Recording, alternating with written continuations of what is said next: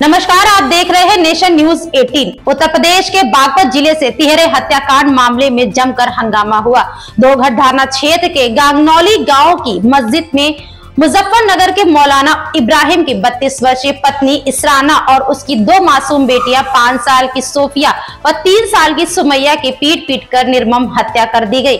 मौलाना उस वक्त देवबंद में अफगानिस्तान के विदेश मंत्री आमिर खान मुफ्ती के कार्यक्रम में शामिल होने गए थे, तभी यह वारदात हुई। पुलिस ने मात्र कुछ घंटों में ही 2 नाबालिग छात्रों को गिरफ्तार कर लिया है, जो मौलाना से तालीम लेते थे और मस्जिद में हुई डांट डपट से नाराज थे। आइए इस खौफनाक साजिश और गिरफ्तारी की पूरी जानकारी बताते हैं।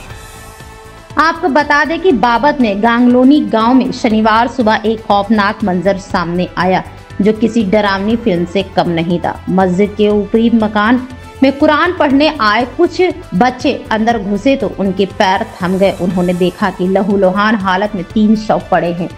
मौलाना इब्राहिम की पत्नी इसराना और उनकी 2 मासूम बेटियां सोफिया और सुमैया की निर्मम हत्या कर दी गई थी। चेहरों पर साफ निशान थे, किसी भारी हथौड़े जैसे औजार से वार किए गए थे। पीड़ित परिवार मूल रूप से मुजफ्फरनगर का रहने वाला था और मौलाना यहाँ मस्जिद में नमाज पढ़ाने व धार्मिक शिक्षा देने का काम करते थे। वारदात के समय मौलाना देवबंद में अफगानिस्तान के विदेश मंत्री आमिर खान मुफ्ती के विशेष कार्यक्रम में शिरकत करने गए थे। इसी बात का मौका पाते ही इन दोनों नाबालिग छात्रों ने खतरनाक साजिश को अंजाम दिया।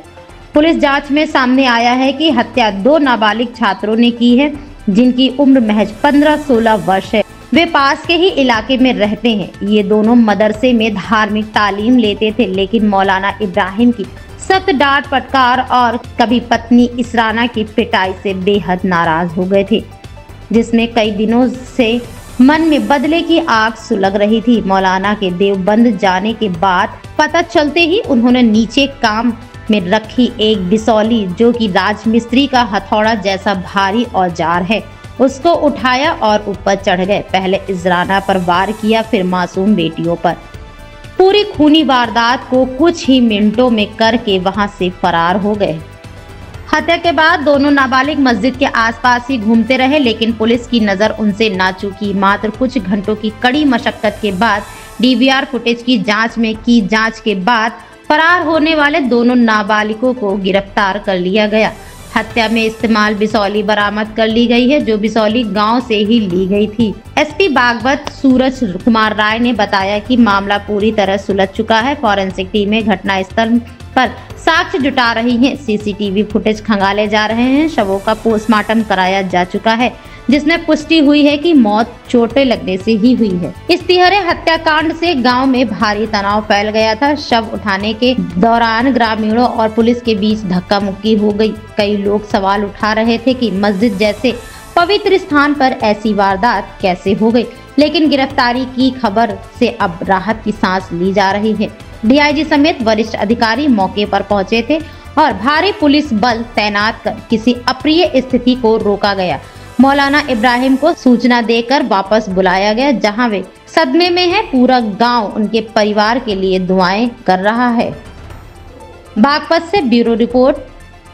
दिनांक 11 अक्टूबर 2025 को थाना दोघट अंतर्गत ग्राम गांगनौली में सूचना मिली कि एक मस्जिद, जिसके ऊपर एक कमरे पर मस्जिद के मुफ्ती साहब अपने पत्नी और 2 बच्चों के साथ रहते थे और मुफ्ती कहीं किसी काम से बाहर गए हुए थे, तो वहाँ पर उनकी पत्नी और दोनों बच्चों का शव मिला।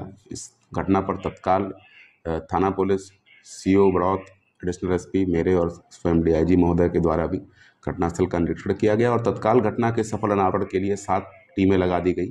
फील्ड यूनिट के द्वारा भी मौके से आवश्यक फिंगरप्रिंट्स और डीएनए साक्ष्य उठाए गए और लगातार जो 7 टीमें थी, उन्होंने बड़े कम अवधि के अंदर वीडियोस को देख के 2 संदिग्धों को चिन्हित किया और जिनसे जब पूछताछ की गई तो ज्ञात हुआ कि ये दोनों बच्चे जो बाल अपचारी हैं, ये उसी मस्जिद के नीचे मौलवी से तालीम हासिल करते थे और मौलवी इनकी अक्सर पिटाई कर देता था, जिसके कारण क्षुब्ध होकर इन्होंने इस घटना की योजना बनाई और ये घटना कारित की।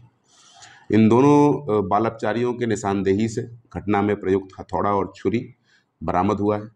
जानकारी में ये आया कि कल यानी दिनांक 10 अक्टूबर को इनमें से एक बालकचारी के साथ मुफ्ती ने पिटाई की थी और जिसके कारण उसने अपने दूसरे साथी को साथ लेकर ये पूरी योजना बनाई। और आज जब मुफ्ती किसी काम से बाहर गए हुए थे और उनका परिवार अपने कमरे में सो रहा था दोपहर 1 बजे के आसपास, तब इन्होंने इस घटना को अंजाम दिया और अंजाम देने के बाद वहाँ से वो फरार हो गए। बड़े ही कम अवधि में पूरी बागपत पुलिस की टीम, एसओजी सर्विलांस और तमाम 6 थानों की टीम ने इस पूरी घटना को वर्कआउट किया है और दोनों बालकचारियों को अपनी कस्टडी में लिया है।